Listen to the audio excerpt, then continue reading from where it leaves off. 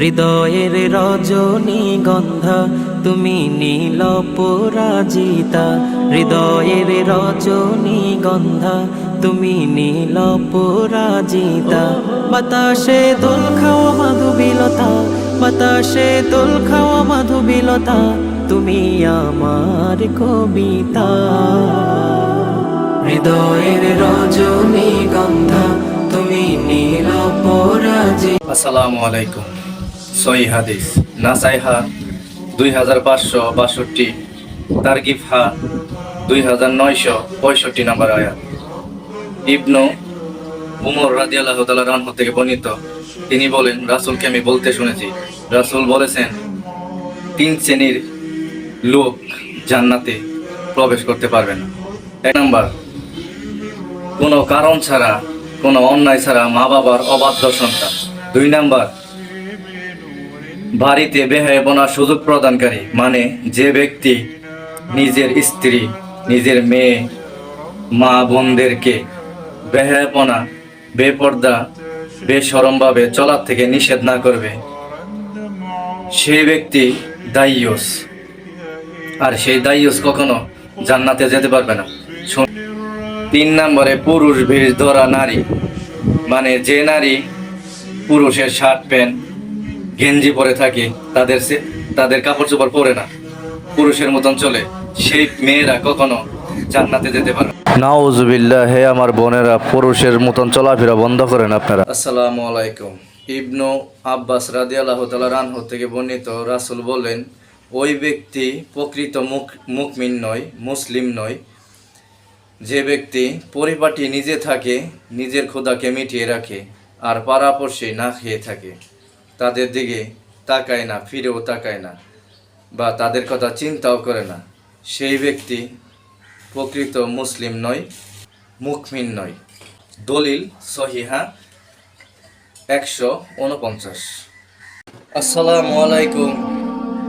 কিছু কিছু মানুষ আছে অনেক টাকা পয়সা আর ক্ষমতার জোরে দুনিয়াতে বেঁচে থেকে বড়াই করে, এই মাটির দেহ নিয়ে বড়াই করে। বড়াই করো না।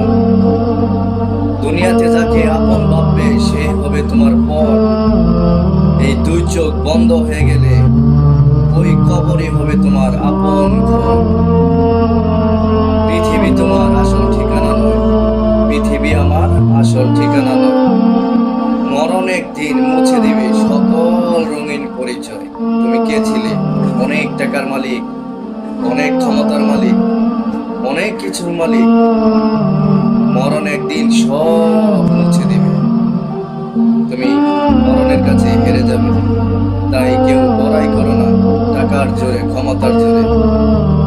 মৃত্যু তোমার অতি কাছে। আসসালামু আলাইকুম।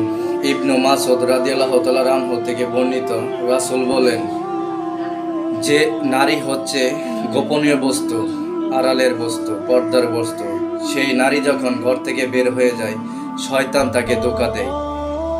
তাকে বলেন শয়তান যে তুমি বেহায়া, বেশরম, বেপর্দাভাবে বের হয়ে যাও, তোমাকে অনেক ভালো লাগবে, অনেক সুন্দর লাগবে, অনেক লোভনীয় লাগবে। সেই শয়তানের কথা শুনে যে নারী বেপর্দা, বেশরম, বেহায়াভাবে বের হয়ে যায়, সে কখনো নারী হতে পারে না। শেষ হয়েছে শয়তানের বন্ধু আর ইমানদার মুসলমানদের শত্রু। তো বোনদের বলি, বোনেরা, তোমরা শয়তানের কথা শোনো না, তোমরা বেপর্দা, বেশরম, বেহায়াভাবে বের হয়ে যেও না। তোমরা আমাদের নবীজির কথা শোনো। নবীজি বলছেন, যে নারী পর্দায় থাকে না, আড়ালে থাকে না, নিজেকে লুকিয়ে রাখে না, সে কখনো নারী হতে পারে না, সে শয়তানের বন্ধু। তাই তোমরা শয়তানের বন্ধু হয়েও না। সহি হাদিস দলিল তিরমিজি মুসকাতহি 3109 হাদিস। আসসালামু আলাইকুম। আবু হুরায়রা রাদিয়াল্লাহু তাআলা আনহু থেকে বর্ণিত, তিনি বলেন, আমি নবী রাসূলকে বলতে শুনেছি, নবী রাসূল বলেন, দুনিয়াতে যত মানুষ আছে তাদের ভাগ্য নির্ধারিত করা না, তাদের ভাগ্য তারা নিজেরাই কন্ট্রোল করতে পারে। ভাগ্যটা এমন, আজকে যদি আপনি খারাপ করেন, মনে মনে খারাপ চিন্তা করেন, খারাপ কাজ করেন, তাহলে আপনার ভাগ্যতে পরবর্তীতে খারাপ লেখা হবে। আপনি যদি ভালো চিন্তা করেন, ভালো কাজ করেন দুনিয়াতে আজকে, তাহলে পরবর্তীতে আপনি ভাগ্যতে ভালোই লেখা হবে। তো আমরা ভালো কাজ করব, আমাদের ভাগ্যতে ভালো লেখা হবে। আমরা খারাপ কাজ করলে আমাদের ভাগ্যতে খারাপ লেখা হবে।